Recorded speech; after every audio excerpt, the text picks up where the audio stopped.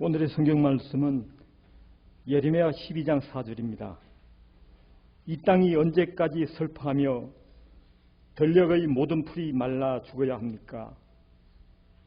이 땅에 사는 사람의 죄악 때문에 짐승과 새도 씨가 마르게 되었습니다. 사람들은 자기들이 무슨 일을 하든지 하나님께서 내려다보시지 않는다고 말하고 있습니다. 요즘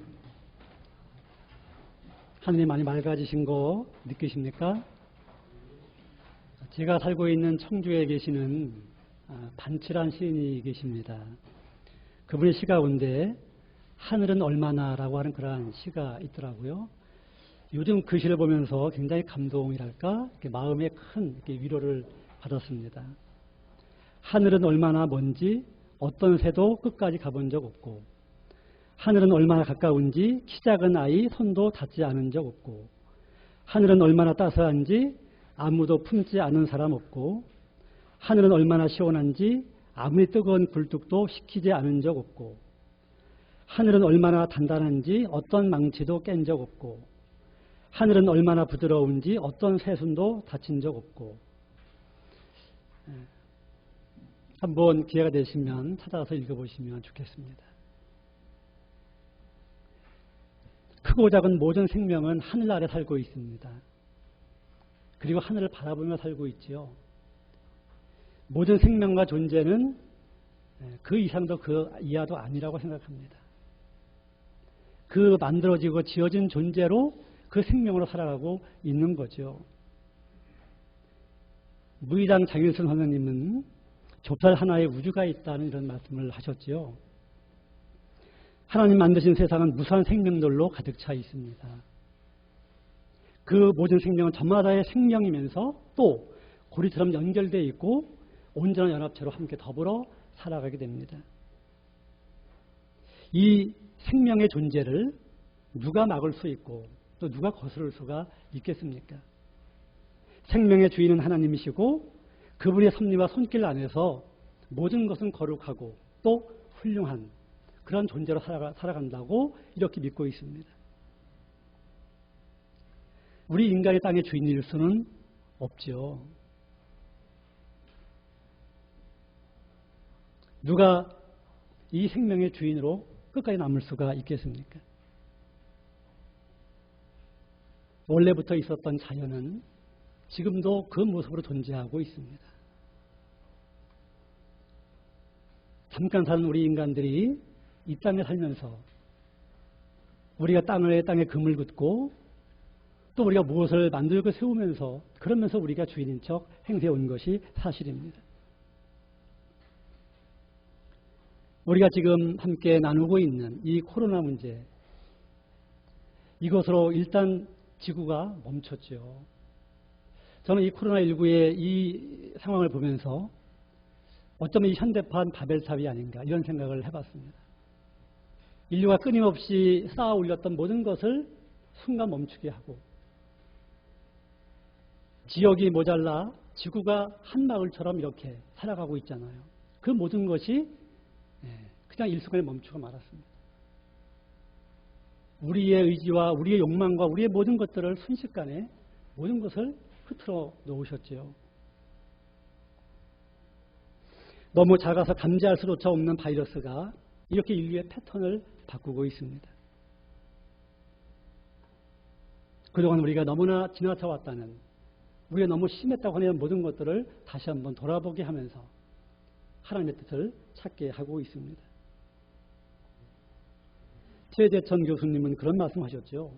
현명하고 지혜롭다고 말하는 호모 사피엔스가 아니라 이제는 법을 함께 사는 공생의 그런 어떤 존재를 인식하는 호모 심비우스가 되어야 한다. 이런 말씀을 하셨더라고요. 인간이 그래 똑똑한지는 모르겠지만 현명하지는 않다. 어떻게 자기가 사는 세상을 이렇게 망가뜨려 놓고 그렇게 살면서 똑똑하다 말할 수가 있겠느냐. 이런 말씀을 하셨습니다. 이제 우리 인류가 살 길은, 그리고 하나님의 뜻은 생명의 가치를 정말 머리 위에 두고 살아야 한다 이렇게 말씀하고 있다고 생각합니다. 생명의 가치를 무엇으로 우리가 비교하거나 또 견줄 수 있겠습니까? 하늘 아래에 큰 생명, 작은 생명이 있을 수 있는 건가요? 도대체 무엇을 기준으로, 어떤 것을 근거로 큰 생명, 작은 생명, 또 소중한 생명, 소중하지 않은 생명을 나눌 수가 있겠습니까? 덩치가 커서, 또는 존재가 작아서, 또는 뭐 권력이 높고, 또는 부자라서 그 생명은 귀한 것이고, 가난하면 생명이 하잘 것 없는 그런 건가요? 주님은 생명의 무게를 천하와도 비교할 수 없다는 그런 의미의 말씀을 하셨습니다. 저는 마태복음 13장에 있는 이 알곡과 가라지의 이야기를 보면서 그런 생각이 들었어요. 주님, 가라지를 뽑을까요? 이렇게 이야기했을 때, 아서라, 자칫 가라지를 뽑다가 알곡까지 뽑을까 염려된다. 이런 말씀하시면서 그 알곡의 소중함을, 그것이 잘못될까 봐 이게 전전긍긍하신 주님을 볼 수 있다고 생각합니다. 정말 이런 정도까지 내 생명과 내 목숨이 소중한 것처럼 다른 모든 생명이 소중하고 귀하다는 그런 마음을 우리가 다시 한번 생각해야 된다고 봅니다. 정말 그 어떤 것보다도 생명의 가치를 우리들의 머리 위에 두고 살아야 한다, 이런 생각을 해봅니다. 목숨도 수단이 되고 또 돈이 방편이 되는 이 안타깝고 허술한 세상을 우리가 살고 있지요. 사실 우리 한국교회는 입으로는 복음과 생명을 이야기했지만 부끄럽게도 성공과 또 물질을 앞세운 것이 사실입니다. 많은 사람들이 교회와 세상이 뭐가 다르냐는 이런 이야기할 때 정말 많이 부끄러웠습니다. 다시금 이 생명을 우리들의 머리 위에 두지 않으면, 생명의 가치를 그렇게 우리들의 최고의 자리에 두지 않으면 우리 교회에는 정말 설 자리가 없고 또 하나님의 뜻은 우리 가운데 나타날 수 없다고 생각해 봅니다. 고려의 최영 장군이 황금보기를 돌같이 하라는 그런 말씀을 했죠. 정말 우리 교회가 또 우리 기독교 신앙이 생명을 가장 우선순위에 둘 수 있는 그런 우리들이 되어야 하겠습니다. 모든 생명이 다 소중하지만 그중에 특별히 작고 낮고 약한 생명, 그렇게 보여지는 생명들이 있습니다. 근데 이 모든 것은 전 뿌리와 같다고 생각합니다. 자연에 보면 이 약육강식이 가장 극명하게 존재하고 있지만 다 저마다 살아가는 삶의 방식과 법칙과 또 균형과 조화가 있음을 보게 됩니다. 맹수들도요, 배가 고플 때만 잡아먹는다고 하죠. 아무리 힘이 세고 아무리 그가 모든 것을 다 잡을 수 있어도 필요할 때만 사냥을 하고 또 그렇게 자기의 필요를 채운다고 합니다. 창고 같은 것이 필요가 없죠. 자연의 순리와 섭리에 따라 모든 것을 살아가고 있기 때문입니다. 모든 생명은 그렇게 그물망처럼 연결되고 조화와 균형을 이루면서 살아갑니다. 참으로 신비롭고 경탄할 지경이지요.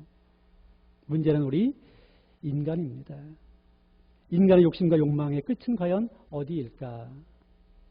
진정 더불어 살고자 하는 그런 마음들이 우리에게 있는가? 지금 우리가 버리고 있는 일들이, 또 우리가 달려가고 있는 그 길이 과연 어떤 길인지 우리는 정말 알고 가고 있는가? 한번 물어보게 됩니다. 우리 기독교 신앙은 또 주께서 우리가 알려주신 그 말씀의 비밀은 드러나지 않는 것을 정말 소중히 여기고 작은 게 정말 귀하다는 것을 인정하는 거죠. 그것이 주께서 우리가 알려주신 복음이라고 생각합니다.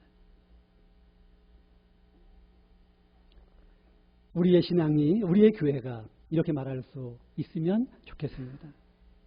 창조의 은총과 섭리를 보면서, 그러면서 눈에 보여지는 것이 전부가 아니라 오히려 눈에 보여지지 않는 것을 더 소중히 볼 수 있는, 작은 것을 더 귀하게 여길 수 있는 그러한 우리의 교회가 되어지면 좋겠습니다.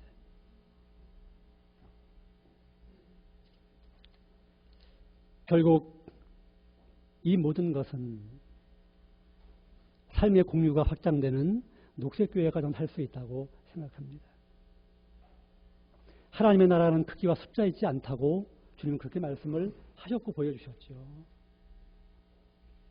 교회는 이미 그 모든 걸 초월해 있습니다. 가장 가난하지만 가장 부하고 또한 가장 부하지만 가장 가난한 모습을 갖는 것이 교회의 속성일 수 있습니다. 주님은 오셔서 이 땅의 모든 경계를 헐어내셨습니다. 하늘과 땅의 경계를 또는 유대와 이방의 경계를 삶과 죽음의 경계까지 주님은 헐어내셨죠. 복음이 또한 그런 생명의 힘이 있습니다. 우리 교회들이 이렇게 경계를 허물어내는 그 지평을 넓혀가는 그러한 교회가 되어야 되지 않을까 생각해 봅니다.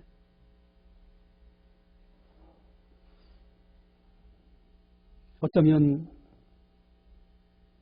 그동안 우리는 정말 예수님의 가르침과 길을 정반대로 걸어온 것은 아닌지 이런 부끄러운 모습을 한번 생각해 보게 됩니다. 이제 우리 녹색교회는 사람과 사람은 물론 사람과 자연까지 우리들의 모든 삶의 그 자리에 모든 생태계까지 거룩한 하나님의 뜻과 하나님의 귀한 것들이 담겨져 있음을 믿고 고백하는 그런 교회들이지요. 우리 녹색교회 안에서 또 우리 모든 교회들 안에서 삶의 공유가 확장되는 그래서 정말 풍요롭고도 풍성한 정말 충만한 삶이 우리 가운데 더 크게 일어나면 좋겠습니다. 녹색교회는 건물이 아니라 또 크기가 아니라 내용이죠. 생명입니다. 그런 마음으로 우리가 여기에 모여 있다고 생각합니다. 땅의 탄식과 무생명들의 신음 그리고 작고 여린 생명마저 씨가 마르게 되었다고 이토록 무법천지가 되면 어찌된 일이냐고 하늘을 향해서 묻고 호소하는 이 에레미야 선지자에게 하나님의 답은 명확합니다. 생명은 꽃처럼 피어나게 하라. 그리고 삶은 향기처럼 그렇게 강물처럼 흐르게 하라. 그런 말씀으로 우리가 기억하고 고백하면 좋겠습니다.